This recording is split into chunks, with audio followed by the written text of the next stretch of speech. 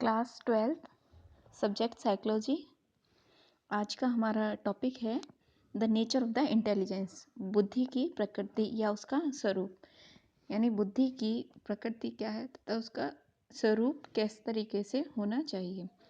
तो मनोविज्ञान की उत्पत्ति से लेकर आज तक बुद्धि का जो स्वरूप है वह ठीक प्रकार से निश्चित नहीं हो पाया है, क्योंकि समय समय पर जो परिभाषा विभिन्न विद्वानों द्वारा प्रस्तुत की जा चुकी है उसकी अपनी अलग ही कोई विशेषता या क्षमता रही है, यानी बुद्धि को सीमित शब्दों में परिभाषित नहीं किया जा सका है।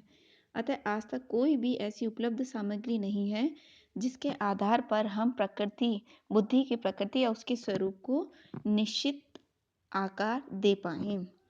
तो बुद्धि और उसकी प्रकृति का वर्णन निम्नलिखित बिंदुओं के द्वारा समझा जा सकता है। सबसे पहला होता है हमारा सीखने की योग्यता, the ability of the learning.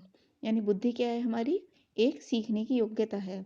जो भी कार्य मनुष्य सीखता है, जो भी कार्य करता है तथा उसके माध्यम से वह जो कुछ भी सीखता है उसका आधार क्या होता है? व्यक्ति की अपनी बुद्धि ही होती है।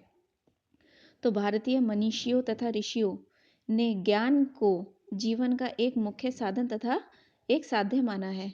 अतः जो भी व्यक्ति जितना ज़्यादा ज्ञान ग्रहण करता है उसको समाज में उतना ही ऊंचा स्थान दिया जाता है और कहा जाता है कि उसकी बुद्धि क्या है या उसकी योग्यता उतनी ही अधिक है। तो मनोवैज्ञानिकों ने अधिक से अधिक ज्ञान को ग्रहण करने वाली योग्यता को ही क्या कहा है? बुद्धि शब्द दिया है। जैसा कि डिनरवाल ने लिखा है, उन्होंने अपने शब्दों में बुद्धि के बारे में लिखा है कि बुद्धि क्या है?